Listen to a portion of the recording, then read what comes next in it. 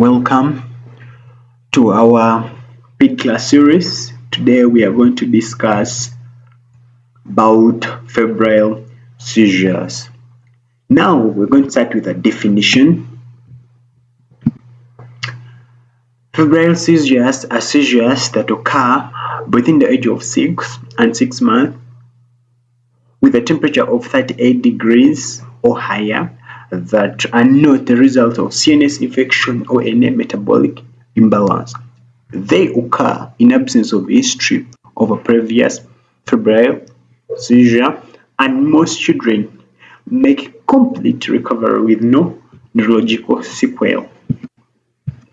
They are classified into simple and complex. Simple seizures are primarily generalized, usually tonic-clonic, and the attacks are associated with fever.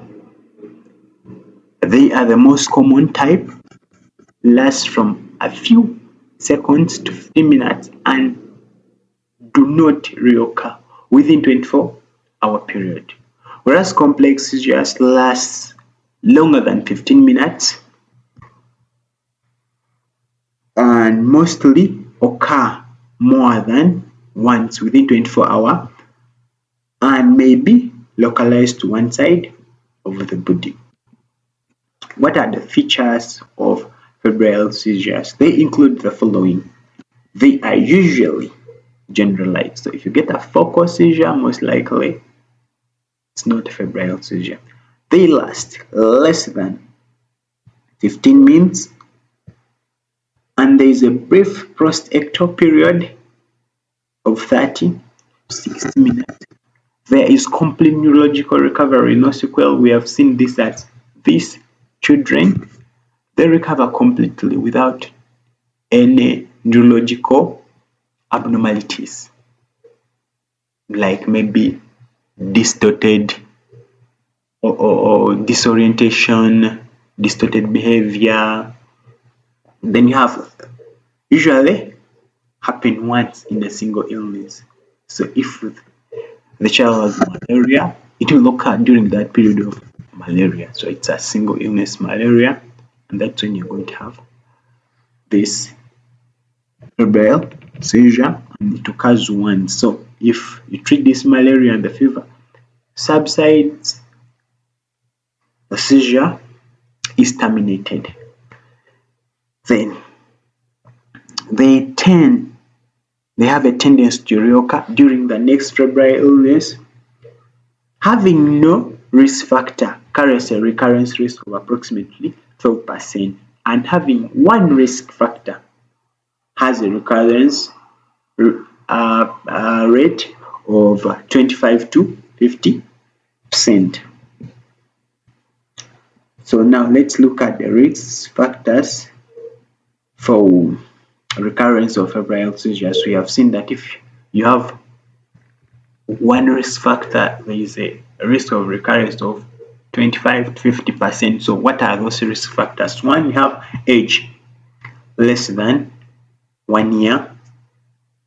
They are common in children less than 1 year. Then you have a duration of fever of less than 24 hours, meaning from the time this fever started, it has lasted within a period of 24 hours.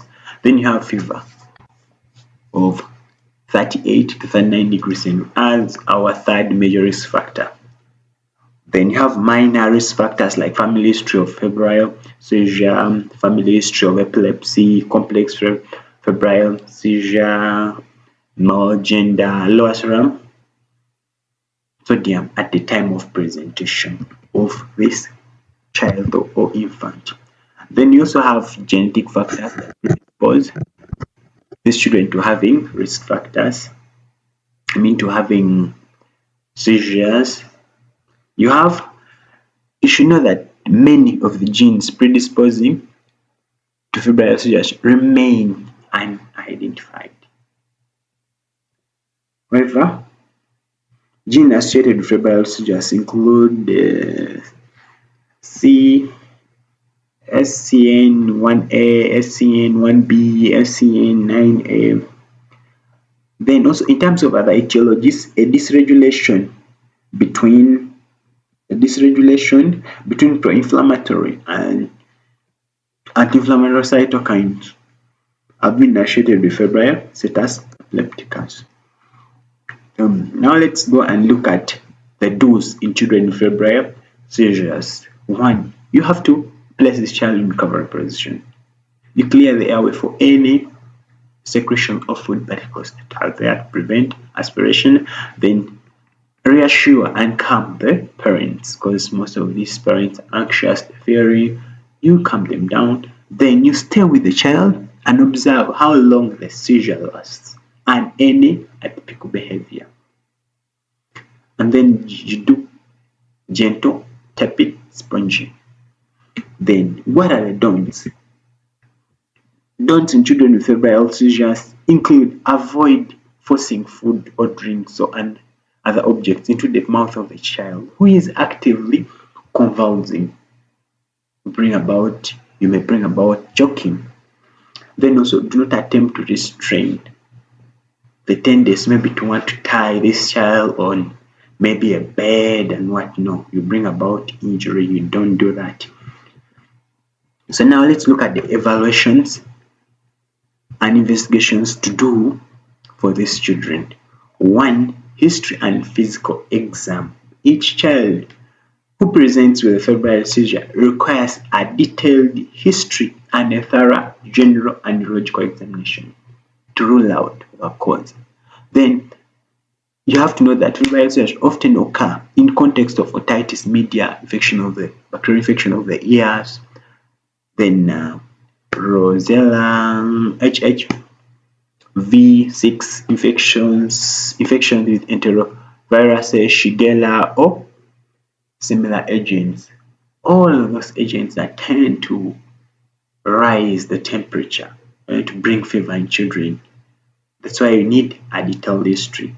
Then I have to note that in the following investigations, they are not necessarily to be done, but you should have an idea and some conditions under which you should proceed and do these investigations. Let's look at lumbar puncture. Lumbar puncture should be performed for all infants younger than 6 months of age who present with fever, anesthesia, and if the child is ill appearing, or at any age if there are clinical signs or symptoms of concern, e.g. vomiting, neck rigidity, irritability.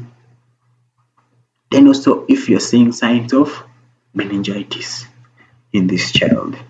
Then lumbar puncture is an option in children 6 to 12 months of age who is deficient in Haemophilus influenza type B and streptococcal pneumonia immunizations, or for whom the immunization status is unknown. So the immunization status of those children in line with streptococcal pneumonia immunization and Haemophilus influenza type B. If you don't know the status, you can also do a lumbar puncture. And a lumbar puncture is an option in also children who have been pre-treated with antibiotics. You've finished treating this child with antibiotics, but then they still have these seizures. If I remember one of my exams, I had this question earlier in this. They were asking for conditions under which you do a lumbar puncture in febrile seizures. This is what was needed. Then blood studies, you can do baseline with serum electrolyte, calcium, phosphorus, magnesium are not routinely recommended in the workup of children with first SIP or febrile seizure. Blood glucose should be measured initially and with prolonged post-ictal intonation or with poor oral intake to rule out hypoglycemia. Then under neuroimaging, a CT scan or an MRI is not recommended in evaluating the child after the first simple febrile seizure. Then also an EEG does not need to be done. Okay? Because an EEG would not even predict the future recurrence of a febrile illness, even if there are abnormalities that have been found. Then, how do we treat these children? We highlighted in some of the points above in the do's, but then you use tepid sponging to lower the blood temperature. Then also give an antipyretic, paracetamol, 5 mg per kg every 6 hours until the fever subsides. Then, if this child is unconscious, this is the child that has been brought to you in A&E. So position the child on the side that is in primary position and ensure airway, breathing, and circulation. You perform the ABC. Then if this child, even on presentation, is convulsing, you give diazepam 500 micrograms per kg rectally to terminate the convulsion. You can repeat every after 10 minutes up to maximum dose of 10 milligrams. So let's look at our differentials, which include epilepsy, brain tumors, meningitis, encephalitis, tremor, and hypoglycemia. So thank you. I hope you learned something, and if you like the video, subscribe to my channel, The Pediatrician. Thank you. Enjoy your day and see you in the next lecture.